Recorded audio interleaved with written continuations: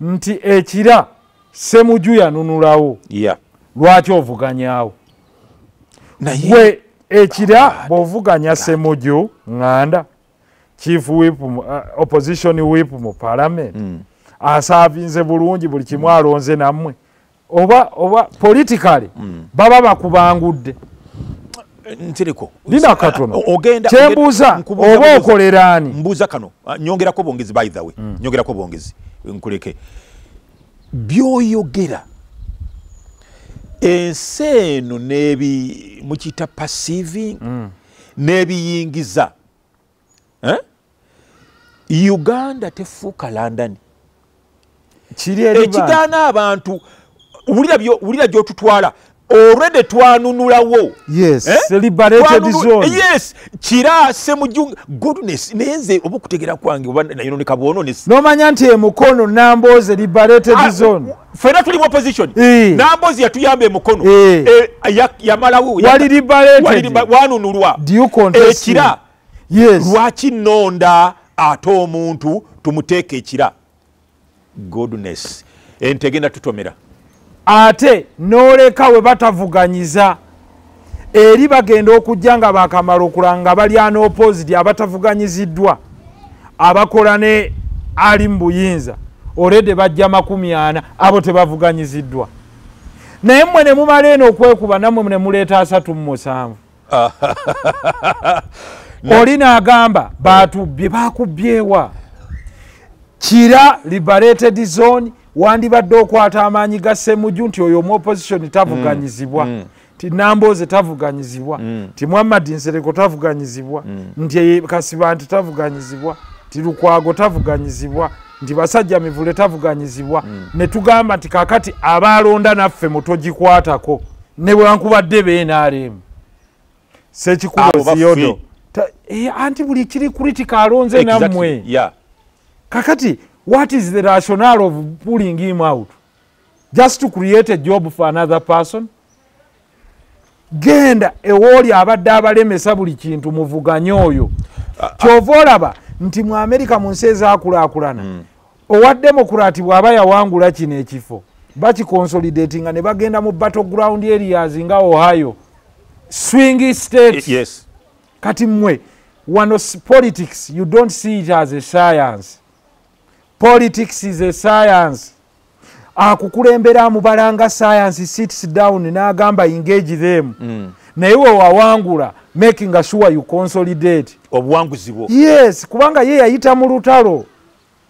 Chovola at every stage akuba. As a war general, he calculates nti buli liberated zone ate tebagirwaniramu. Kakati gwe nojisa is a brilliant. Kubanga Muhammad nakiwandise wano laba bompadde answer nga sinakubuuza kibuuzo kyenvanga nti the guy is brilliant nagambye do the forces in opposition have a common goal byoyogera biragira ddala tebalina common goal. No goal eri common. The issue is they don't have a common strategy to achieve their and goal. We may define tactics. You see ebintu bibiri abampuliriza strategy tactics. Strategy yenkola tactics bwe bukodyo tugatte enkola n'obukodyo ne bwe twawukanya obukodyo naye ng'enkola y'emu nti nze bwe nfuna omupiira tuyinza okuba ku ttiimu y'emu ffenna kye tuluubirira the common aim goal is to score mu goal y'opponent kati ne tugatta strategy antuwulira strategy ne tugamba nti tukuba paasi 3 ne tuva mu haafu yaffe tactics buli omu bw'aba ali ku box you deploy your tactics as is kuba kye tunoonya goal. Kakati difference yaffe nti tetulina political mentorship. Political mentorship eva mu kumanya who mentors you politically. Kakati nze abatumentoringa kyovolabanga anti bw'onooba tonnagenda mu lutabaalo lwonna all great war generals first read the strength of their opponents. Twandibadde nga buli bwe tukeera tusoma mu 7 how has he survived from the 1960s? Exactly. Not from now. N'osooka n'omanya nti at every stage he was deploying different tactics. One, teyatandikako struggle ye nga teyimiriddeewo ku bamanyi. Teyatandikawo struggle ye nga teyimiriddeewo around intelligent people. Two, people of influence. Three, yali yeetoowaza. He allowed humiliation. Yes. Yes. Yeah. He allowed humiliation. Yes. Nti yakolerako wansi wa kikosi malumu nga bava Tanzania. Whereas ye yalina superior force ne yakkiriza nakkakana n'abeera vice chairman of a military commission. Naye nga gy'ayagala amanyiyo. Nenga Muwanga si yali ategeera nnyo okusinga Museveni naye n'abeera wansi. Wonderful. The Minister of Defense. Ye nga akimanyi bulungi nti mu Africa to get power you must have the gun. Nkiddemu. Era bwe yajja kidde mu Luganda nti mu Africa president yakimanya okukwata obuyinza oba nammundu. Golowooza President Museveni yali takimanyi nti obululu bagenda bubba mu kinaana. Naye ng'ekijustifying okugenda kwe mu nsiko kubeera ku ballot paper ng'eyavuganya. Ekyokubiri ye gwe babba. Nedda. Naye yakimanya nti ab'emitima eminafu tebajja kufuna justification yagenda mu nsiko. Two, he had survival instincts. Yakimanya nti definitely Obote yali ajja kumutta. So n'agamba ngenze mu nsiko gy'oba onnoonya togenda kunkwata nga nkoko. Yeah. After the election, Obote had to either throw him in Luzira or kill him. So the best way was that noonyanga nange bwe nkunoonya. Do we have that resilience?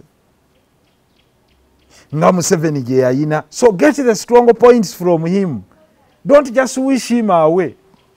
Nti at every stage awo bw'ovaayo n'ava mu nsiko ng'omaze omusomako yajja atya ng'akola governance. Yamanya nti abantu bwe bakasukira obukunkumuka babulya mangu. Bwe yajja n'agamba nti mwenna mujje. N'agamba be yali alwanye nabo temululunkanira bifo. After 10 years nja bibawa.